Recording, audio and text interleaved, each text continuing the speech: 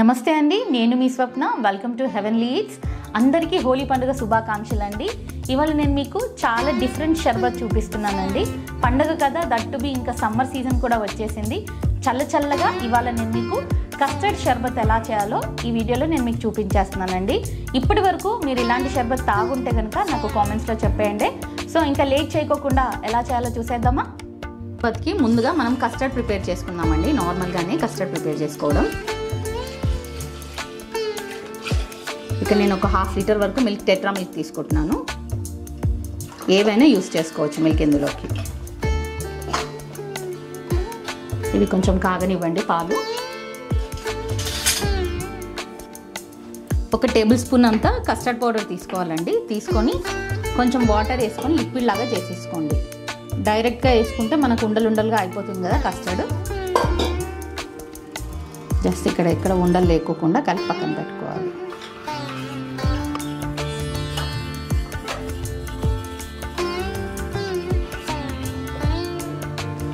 యాక్చువల్గా ఈ కస్టర్డ్ షర్బత్ చాలా బాగుంటుందండి. చల్లగా అంటే దాంట్లో జెల్లీస్ వేసుకొని చాలా డిఫరెంట్గా ఉంటుంది ఈ షర్బత్. ఈసారి హోలీకి ఇలా ఒకసారి ట్రై చేయండి మీ ఇంట్లో.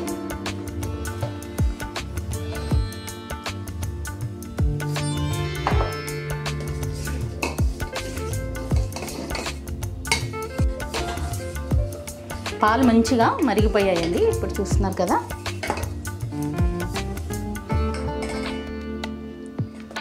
దీంట్లోకి సరిపడా చక్కెర వేసేసుకోండి.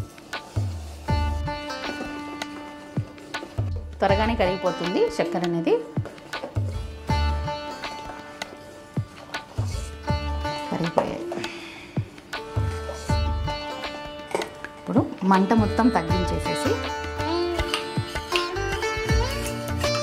ఇందాక మనం కస్టర్డ్ చేసేసుకున్నాం కదా మిక్చర్, అది వేసేసుకోండి.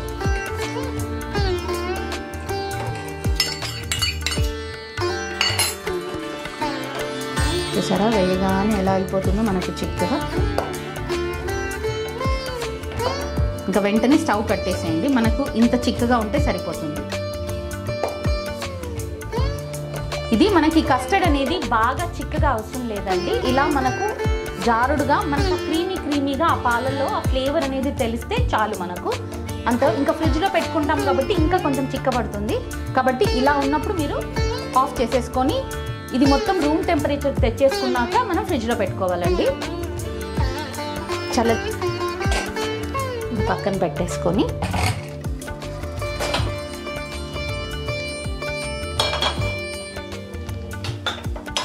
ఒక ప్యాన్ పెట్టుకొని ఆ ప్యాన్లోకి కొన్ని నీళ్లు పోసేసుకోండి. పోసుకున్న తర్వాత నేను ముందుగానే చిన్న సాబుదానాలు ఉంటాయి కదండి, సాబుదానాలు నేను నానబెట్టి పెట్టుకున్నాను. చిన్నవి తీసుకోండి, చాలా బాగా ఉంటాయి. పెద్దవి అంత చూడ్డానికి కానీ తినడానికి కానీ బాగోవు ఈ షర్బత్లోకి. కాబట్టి చిన్నవి తీసుకోండి. ఇలాంటివి తీసుకొని నానబెట్టి పెట్టుకొని వాటితో బాటే నీళ్లు మరుగుతున్నప్పుడు ఇందులో వేసేద్దామండి. ఉడికించేసుకుందాం కాస్త. ఇలా నీళ్లు మరుగుతున్నప్పుడు ఈ సాబుదానాన్ని వేసేయండి.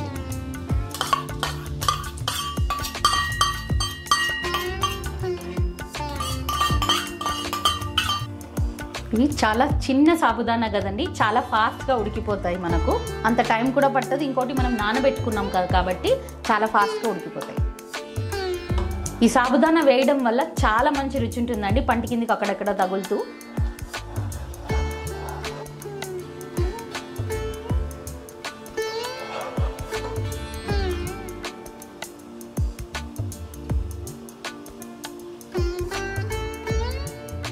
ఉడికిపోయిందండి. వీటిని మనం చల్లటి నీళ్ళలో వేసేసుకుందాం. ఇలా స్ట్రెయిన్ చేసేసుకోవాలండి. స్ట్రెయిన్ చేసేసుకొని చల్లటి నీళ్ళలో వేసి పెట్టేసుకోండి. మనకు కస్టర్డ్ కూల్ అయ్యే వరకు ఇది కూడా కాస్త కూల్ అయిపోతాయి. అలాగే పెట్టేస్తే ముద్దగా అతుక్కుపోతాయండి మనకు. అలా పెట్టుకోకుండా ఇలా నీళ్ళలో వేసి పెట్టుకోండి. ఇలా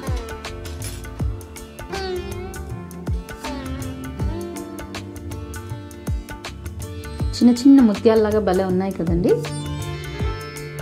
ఇలా ఇంకా మనం షర్బత్లో వేసినప్పుడు చాలా బాగుంటాయి ఇవి.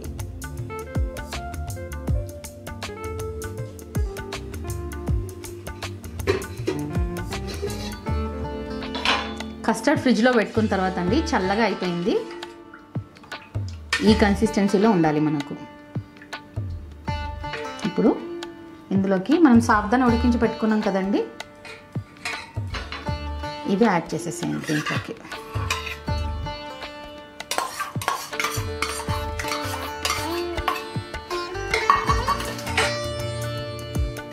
అలాగే సబ్జా గింజలండి నీళ్ళలో వేసేస్తే కాసేపు అబ్జర్వ్ చేసేసుకుంటుంది, 5 నిమిషాల్లో అయిపోతుందండి ఈ ప్రాసెస్.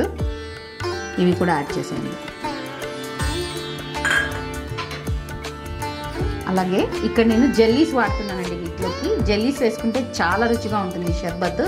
మనకు మార్కెట్లో ఈజీగా అవైలబుల్ ఇవి జెల్లీస్, లేదా మనం ఇంట్లో కూడా చేసేయచ్చండి చాలా ఈజీగా. ఇప్పుడు నేను మార్కెట్ నుంచి తెచ్చి చేస్తున్నాను, చాలా ఫాస్ట్గా అయిపోతుంది. చూసారా, ఇవి కూడా యాడ్ చేయండి.